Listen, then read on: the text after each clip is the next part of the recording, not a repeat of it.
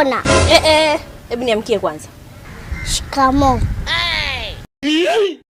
Nasema hivi, kwanza leo usije kwetu. Usije kwetu. Kisa? Yaani ukija nyumbani naekea chakula kidogo, maandazi kidogo. Mimi sishibi, usije kwetu. Zaeni, kaongeze dunia. Kubwa zaidi, mambo ya kulala mchana sitaki. Hata babangu hataki uje. Afadhali baba umekuja, mwambie huyo. Nimwambie nini? Nimwambie nini? Kuna nini hapa? Unajifaa uelewi tena.